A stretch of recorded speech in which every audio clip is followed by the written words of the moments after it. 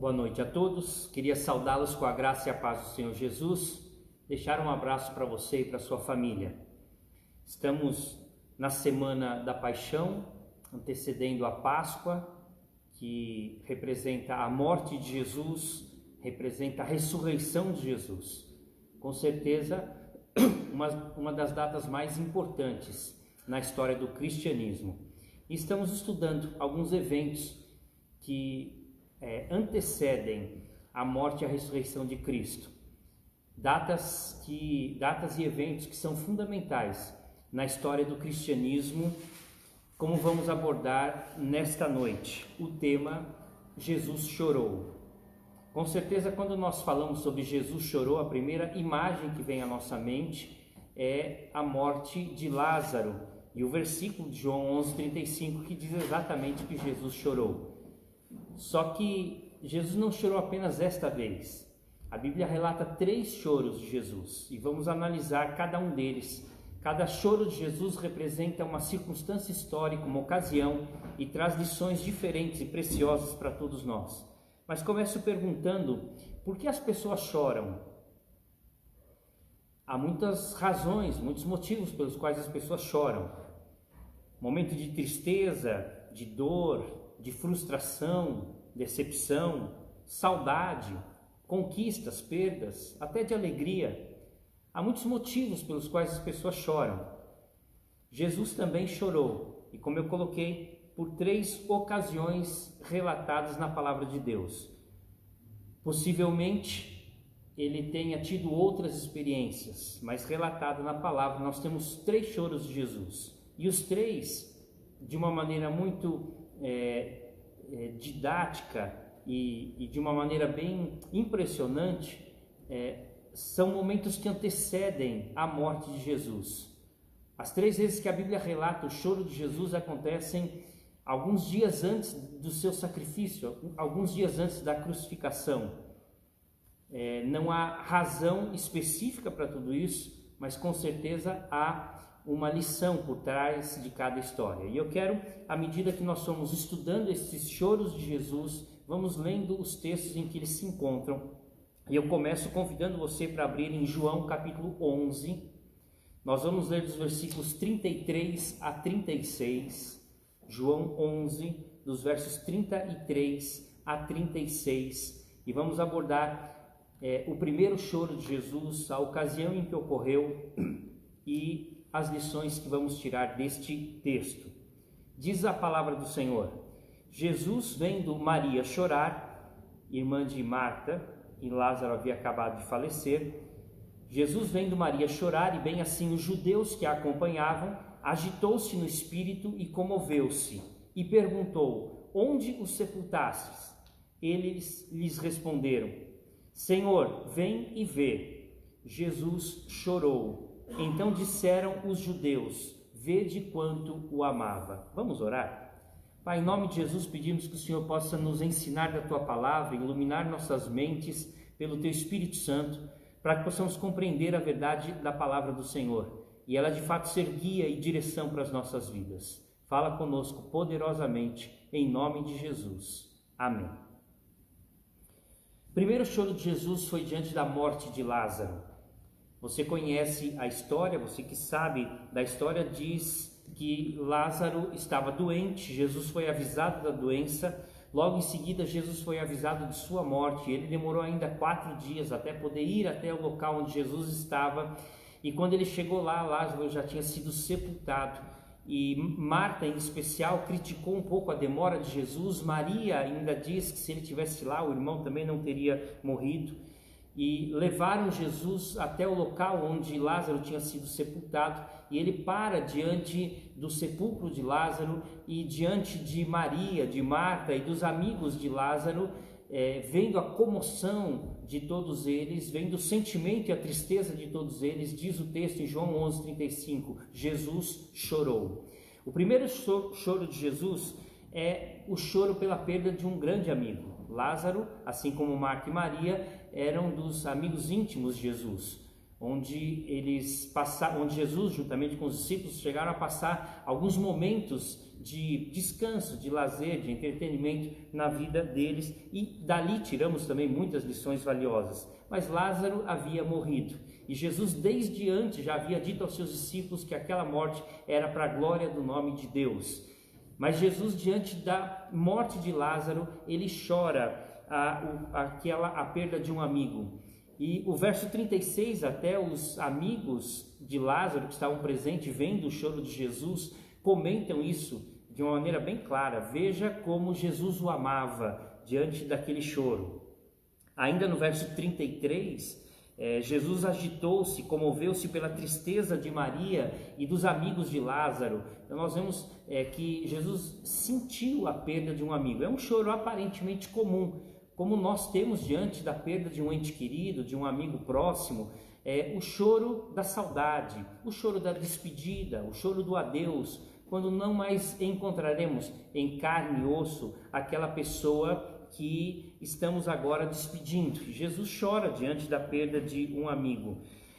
Só que nós precisamos compreender, e esse choro de Jesus mostra isso, que a vida agitada, e Jesus com certeza teve uma vida agitada durante seu ministério, a vida agitada não pode nos afastar dos nossos amigos. A vida agitada, a corrida dos nossos dias que temos hoje com certeza, não pode tirar o prazer da companhia de pessoas que amamos, sejam parentes, amigos, pessoas próximas que convivemos, ou quem sabe que estão distantes, mas não deixam de ser nossos amigos. Nós não podemos perder, mesmo que agora em tempos de isolamento, de afastamento corpóreo, mas com certeza a saudade, o amor, o carinho, nós devemos manter esses relacionamentos para que no futuro não venhamos a chorar de arrependimento ou remorso. Mas Jesus chorou diante da tristeza das pessoas presentes. Maria ficou sentida, Marta sentida, os amigos de Lázaro, e Jesus chora diante da tristeza daquelas pessoas, diante da saudade de Lázaro, mesmo sabendo o que estava para acontecer em breve.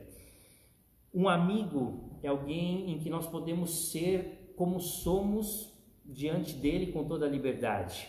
O amigo nos dá a liberdade de sermos quem nós somos de verdade. A amizade envolve amor, envolve compreensão, envolve perdão, envolve tempo, envolve emoção, envolve companheirismo, envolve lealdade, sinceridade, entre outras tantas ações e emoções.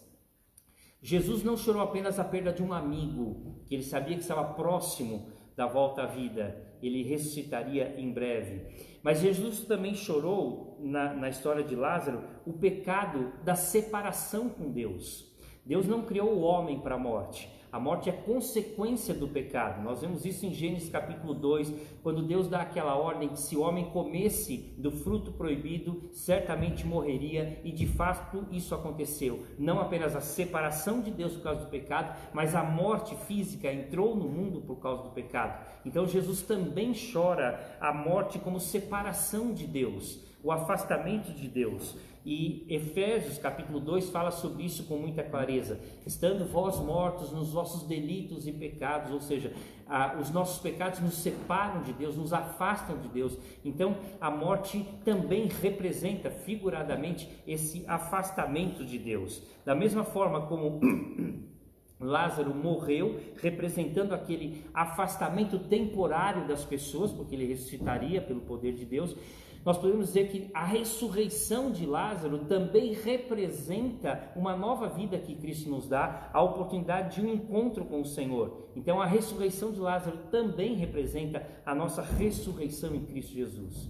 Ainda na morte de Lázaro, Jesus não apenas chora a partida de um amigo, ou Jesus chora a separação de Deus, mas Jesus chora a maldição da morte. A morte é consequência do pecado, é fruto do pecado, é uma maldição que Deus coloca na humanidade por causa do erro e da escolha do homem em desobedecer a Deus. Por isso, a ressurreição é uma bênção e um privilégio de Deus. Paulo escreve isso em 1 Coríntios capítulo 15, a partir dos versos 53 a 54. Porque é necessário que este corpo corruptível se revista de incorruptibilidade e que o corpo mortal se revista da imortalidade. E quando este corpo corruptível se revestir de incorruptibilidade e o que é mortal se revestir de imortalidade, então se cumprirá a palavra que está escrita: tragada foi a morte pela vitória. Ou seja, um dia a morte será vencida. Então a morte de Lázaro, por um lado, representa a tristeza da partida de um amigo, da separação temporária, mas por outro lado, a ressurreição de Lázaro representa para nós uma nova vida com Cristo e a recompensa eterna que o Senhor dá àqueles que são fiéis. Portanto, num primeiro momento, João 11:35 vai falar que Jesus chorou a partida de um amigo. Um choro comum, mas com certeza com lições profundas, como acabamos de ver. Mas há um segundo relato do choro de Jesus na Bíblia, e também alguns dias depois deste choro.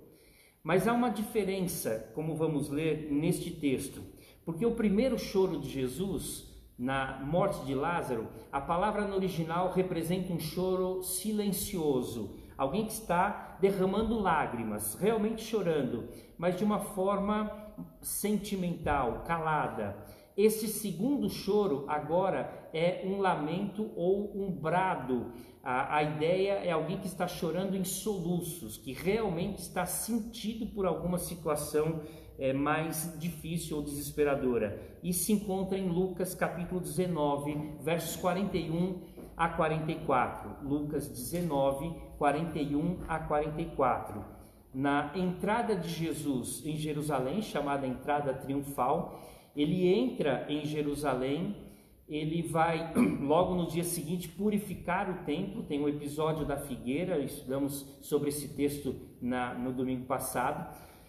Entre esse episódio, Lucas 19 relata que Jesus para diante de Jerusalém e chora diante da cidade. E o texto é o seguinte, Lucas 19, 41.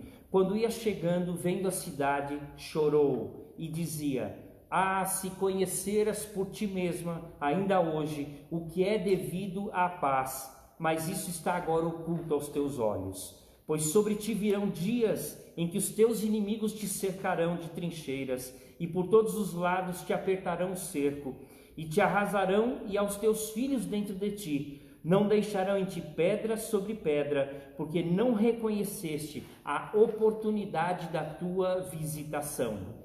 Portanto, o segundo choro relatado de Jesus na Bíblia, o choro de pranto, o choro de soluços, de muita tristeza, realmente é o choro de Jesus sobre Jerusalém. Ao entrar em Jerusalém, no começo da festa da Páscoa, da semana de Páscoa, Jesus chora diante da cidade. Ele vê a destruição, ele prevê a destruição de Jerusalém, como ele mesmo diz, não ficará pedra sobre pedra, o que de fato vem acontecer um pouco depois dessa época de Jesus, no ano 70, quando o imperador Tito invade Jerusalém. Há uma destruição quase que total da cidade.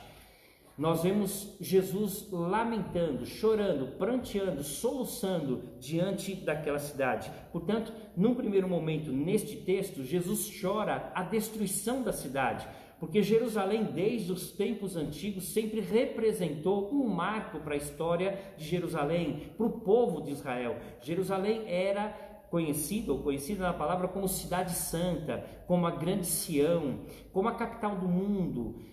O Salmo 48 fala que a Jerusalém, ou a cidade de Sião, o monte de Sião, era a alegria de toda a terra. Portanto, o povo de Israel, o judeu, tinha essa consciência de que Jerusalém era a capital do mundo, a cidade mais importante da terra, do planeta. Então, Jesus olha aquela cidade e vê a sua destruição, prevê a sua destruição e chora diante de toda aquela situação. Mas há um versículo, uma parte interessante do versículo 42, quando Jesus demonstra o seu lamento, a sua tristeza, e ele diz assim: ah, Jerusalém, se hoje mesmo você soubesse o que é preciso para conseguir a paz. Na verdade, Jesus faz aqui um jogo de palavra, porque Jerusalém significa lugar de paz, e o que Jesus está dizendo é que o lugar de paz não havia conseguido a paz. A cidade da paz, o lugar da paz, não conseguia mais encontrar a paz. Dentro dos seus muros só havia maldade, só havia pecado, só havia destruição. A entrada triunfal e alegre se transforma num momento de lamento e choro. E a destruição não envolveria apenas a cidade, os muros da cidade. No final do verso 44 fala sobre isso: não restará pedra sobre pedra. Mas a destruição envolvia também pessoas. O começo do verso 44 diz que o povo será arrasado, destruído, morto, assim também como seus filhos. Portanto, a destruição seria total. E Jesus, prevendo tudo isso, ele chora diante da cidade destruída, da invasão de Roma e a destruição e a morte de muita gente. Jesus chora diante de tudo isso. Mas o choro de Jesus não envolvia apenas a destruição da cidade e a morte das pessoas. Jesus chorava por algo muito mais profundo em Jerusalém. E se você voltar um pouquinho na história, alguns meses antes, Jesus já havia anunciado, já havia dito que Jerusalém era uma cidade triste, marcada por abandonar a Deus. Lucas capítulo 13, versículos 34 e 35, nós lemos assim, palavras de Jesus: Jerusalém, Jerusalém, que matas os profetas e apedrejas os que te foram enviados. Quantas vezes quis eu reunir teus filhos, como a galinha ajunta os do seu próprio ninho debaixo das asas, e vós não o quisestes. Eis que a vossa casa ficará deserta. Jerusalém havia rejeitado todo tipo de pregação, de anúncio de salvação por parte de Jesus. E Jesus já havia dito a Jerusalém que essa cidade seria destruída ou amaldiçoada por esta rejeição. Já no começo do seu ministério, João havia dito isso: veio para o que era seus, mas os seus não o receberam. Jesus lamenta porque na sua cidade ele não teve honra, ele pregou e não houve tanta aceitação, não houve quem aceitasse ou recebesse Jesus diante da sua pregação, diante do anúncio da palavra. Portanto, Jesus já havia dito que o povo de Israel sofreria por causa da rebeldia, por causa do pecado, por causa da rejeição.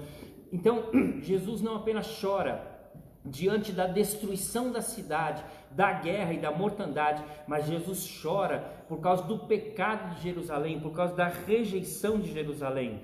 Nínive, nos dias de Jonas, ouviu a pregação, e diz a palavra que a cidade de Nínive se arrependeu e foi salva. Jerusalém ouviu a pregação, não recebeu, não aceitou e foi destruída. E Jesus chora diante desta rebeldia, diante da não aceitação. Eles até, como Jesus havia dito, viriam a matar o Rei dos Reis, o Senhor dos Senhores, o grande profeta, o sumo sacerdote, Jesus Cristo.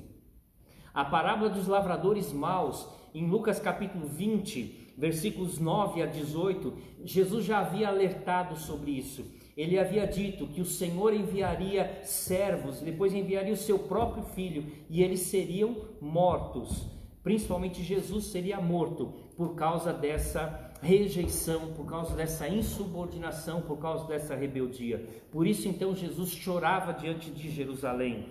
Jesus disse: a casa de Israel ficaria deserta. O verso 34 de Lucas 13 diz isso: a casa de Israel vai ficar deserta. E em Lucas 19, verso 44, lá no final, diz: não reconheceste a oportunidade da tua visitação. Ou seja, Jesus estava dizendo: eu vim até vocês, eu preguei a palavra a vocês, eu anunciei mensagem de salvação, mas vocês não reconheceram o tempo de Deus, o tempo da salvação.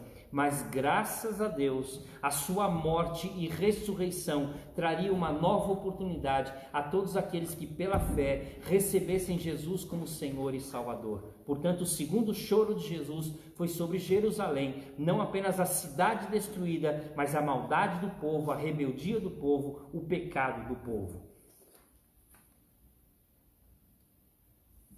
O terceiro choro de Jesus, nós não encontramos exatamente desta forma nos evangelhos, mas vamos usar dois textos e você vai me entender perfeitamente. Mateus capítulo 26, a partir dos versos 36 até 38, Jesus está no jardim do Getsêmani. Mateus 26, 36 a 38, Jesus está no jardim do Getsêmani e lá nós lemos o seguinte relato: em seguida foi Jesus com eles a um lugar chamado Getsêmani e disse a seus discípulos: assentai-vos aqui enquanto eu vou ali orar. E levando consigo Pedro e a dois filhos de Zebedeu, começou a entristecer-se e a angustiar-se. Então lhes disse: a minha alma está profundamente triste até a morte. Ficai aqui e vigiai comigo. Ele usa três expressões para mostrar a tristeza de alma profunda que ele estava naquele momento que antecedia a sua morte e o seu sofrimento. Ele diz: estou triste, depois angustiado, e no 38 ele diz profundamente triste até a morte. Essas três expressões mostram a amargura, a tristeza de alma por tudo aquilo que estava por acontecer. Não há dúvida de que a maior tristeza de Jesus não era o medo ou a incerteza com relação ao futuro, porque Jesus sabia muito bem o que estava para acontecer, não apenas a sua morte, como a sua ressurreição, como ele havia dito a seus discípulos anteriormente. Também o seu medo não estava diante, embora isso fosse de fato verdade, diante do grande sofrimento físico que ele haveria de passar. E que sofrimento físico, sem dúvida nenhuma, muito grande.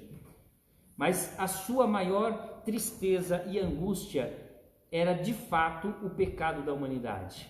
E a palavra de Deus diz que ele suava como gotas de sangue.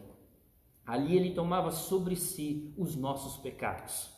Ali ele carregava como um cordeiro o peso e a culpa da nossa falha e do nosso pecado. Portanto, o autor aos Hebreus, falando a respeito desta oração e deste momento de Jesus no Getsemane, diz o seguinte, Hebreus capítulo 5, versículos 5 a 8. Jesus, nos dias da sua carne, tendo oferecido com forte clamor e lágrimas, orações e súplicas a quem o podia livrar da morte, e tendo sido ouvido por causa da sua piedade, embora, sendo filho, aprendeu obediência pelas coisas que sofreu. Ou seja, o autor aos Hebreus, se referindo àquele momento de Jesus no Getsemane, diz que ele orou a Deus com grande clamor e com lágrimas. Nos evangelhos nós lemos apenas triste, angustiado e profundamente triste até a morte. E o autor aos Hebreus completa a ideia com grande clamor e com muitas lágrimas. Jesus orou. Então nós podemos colocar que a terceira vez que a Bíblia relata do choro de Jesus foi momentos antes da sua prisão e da sua crucificação, quando ele ora com os seus discípulos e depois sozinho ali no jardim do Getsemane. E por que Jesus chorou naquele momento? Jesus chorou pelos nossos pecados. Ele não cometeu nenhum pecado. Pilatos posteriormente, por 3 vezes, em João 18 e 19, no seu suposto julgamento, falso julgamento, relata isso com clareza. Eu não vejo nele crime algum, não há pecado, não há motivo pelo qual Jesus seja crucificado. Portanto, Jesus carregou os nossos pecados, Jesus morreu pelos nossos pecados. Foi o nosso fardo. Portanto, Jesus se entristeceu, se comoveu, se angustiou por causa do nosso pecado e, evidentemente, não por causa do seu pecado. Ele tomou sobre si os nossos pecados. Paulo escreve isso em 2 Coríntios capítulo 5, verso 21. Aquele que não conheceu o pecado, ele o fez pecado por nós, para que nele fôssemos feitos justiça de Deus. Ou seja, conforme a promessa, a profecia de Isaías 52 e 53, ele tomou sobre si os nossos pecados. Ele não conheceu o pecado, ele não pecou, mas ele se fez pecado em nosso lugar. Para Jesus, o pecado foi um pesar. Mas infelizmente para muitos cristãos até hoje o pecado tem sido um prazer, não um pesar, não tem sido um peso, não tem sido um motivo de arrependimento, mas infelizmente muitos têm tido prazer na sua vida pecaminosa. Nós não temos mais chorado o nosso pecado, como Jesus chorou e se angustiou e se comoveu e se entristeceu por causa do nosso pecado. Muitos infelizmente não têm mais chorado pelos pecados que têm cometido. A alegria nossa que nós podemos dar para Jesus é a Deus com as nossas ações. Jesus, ainda com relação a este choro no jardim do Getsemane, ele não apenas chorou por nós, mas ele se entregou por nós. O choro de Jesus não ficou apenas num ato emocional, num momento afetivo, mas ele diz aos seus discípulos em Mateus 26, levantai-vos, vamos. Ou seja, ele sabia da sua missão, como ele ora no jardim do Getsemane em lágrimas: Pai, se possível, passe de mim esse cálice, mas contudo não seja feito como eu quero, e sim como tu queres. Ele se levanta e parte para concluir a missão pela qual ele havia sido destinado, ou pela qual ele havia sido entregue. Como ele mesmo diz em João capítulo 10, o bom pastor dá a vida pelas ovelhas, e ele veio para fazer isso de forma voluntária e espontânea. Paulo escreve em Gálatas capítulo 3, Cristo nos resgatou da maldição da lei, fazendo-se ele próprio maldição em nosso lugar, porque está escrito: maldito todo aquele que for pendurado em madeiro. Jesus chorou o nosso pecado, mas não apenas chorou o nosso pecado, mas ele se levantou, foi crucificado, ele se entregou por nós, e ele se entregou uma única vez. Hebreus capítulo 9, versículos 23 a 29, ele se entregou por nós, para que nós pudéssemos ter vida nova, vida eterna e vida abundante. O desafio nosso é não entristecermos o Espírito de Deus com o nosso pecado, mas buscarmos uma vida de santidade para honrarmos a Deus com a nossa vida. E assim, com certeza, vamos alegrar o coração de Deus, e aquele que tanto chorou pelos nossos pecados, com certeza, um dia estaremos na presença dele, nos alegrando neste momento de contentamento. Jesus chorou. Jesus chorou na morte de Lázaro, a perda de um amigo. Jesus chorou diante de Jerusalém, a destruição daquela cidade e a maldade daquele povo. E Jesus chorou no jardim do Getsêmani os pecados que nós cometemos e que ele carregou na cruz por nós. Jesus chorou. Jesus chorou a morte e a saudade. Jesus chorou a perda. Jesus chorou a separação do homem de Deus por causa do pecado. Jesus chorou a rebeldia, a maldade do coração do ser humano. Jesus chorou o pecado que tem separado o homem de Deus e conduzido o ser humano ao inferno. Jesus chorou. Nós precisamos também chorar por aquilo que Jesus chorou. É hora de pararmos de chorar pelos nossos egoísmos, pelas nossas mazelas. Não é tempo de chorar, então, por esse egoísmo. Não é tempo de chorar pelo individualismo dos nossos luxos e prazeres. Nós precisamos chorar de fato por aquilo que Jesus chorou. Se a gente for parar um pouquinho para pensar, se por um lado Jesus chorou por nós, nós temos a oportunidade de também nos alegrarmos com Jesus, porque ele, se é de fato um exemplo para nós em todas as coisas, e assim ele chorou por aquilo que nós devemos chorar também, Jesus, por outro lado, é motivo de grande alegria para nós, porque ele é a solução de Deus para todo o nosso pecado. Jesus é a ressurreição e a vida. Jesus é o Senhor e Salvador. Jesus é a propiciação dos nossos pecados. Jesus é aquele que vem nos buscar para morarmos não na Jerusalém destruída, mas na Jerusalém celestial, separada e preparada para aqueles que amam, temem, servem, creem em Cristo Jesus como Senhor e Salvador.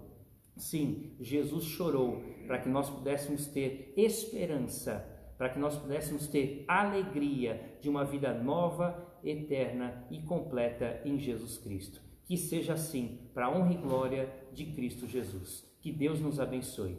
Gostaria de fazer uma oração neste momento.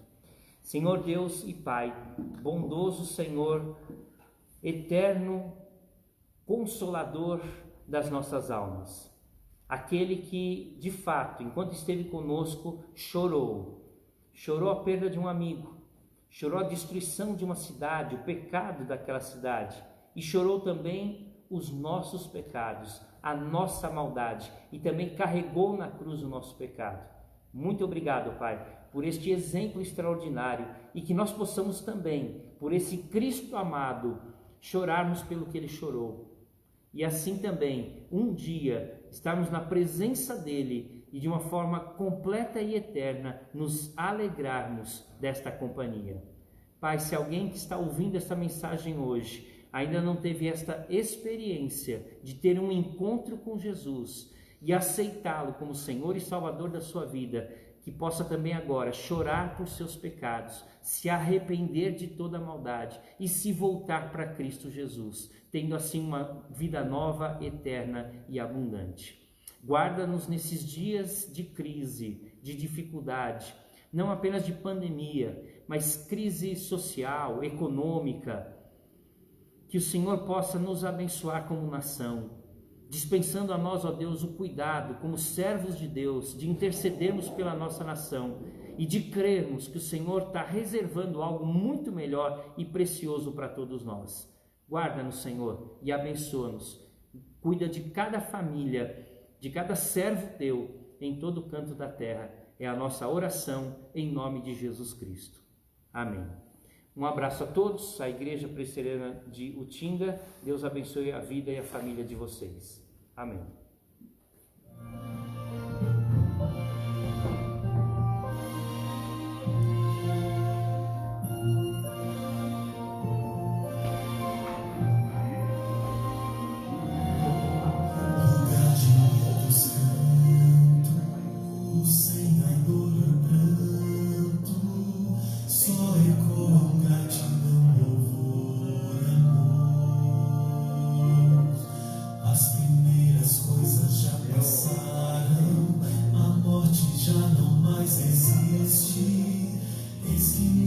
Todas coisas estão, se cumpriu o que já foi escrito, palavras fiéis e verdadeiras, tudo aquilo que foi dito de ti, Jerusalém.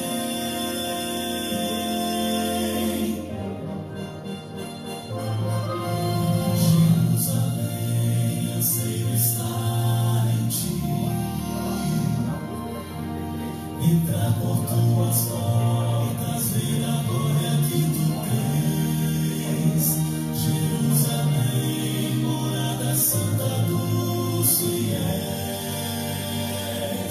Em teus limites tenho paz sem fim.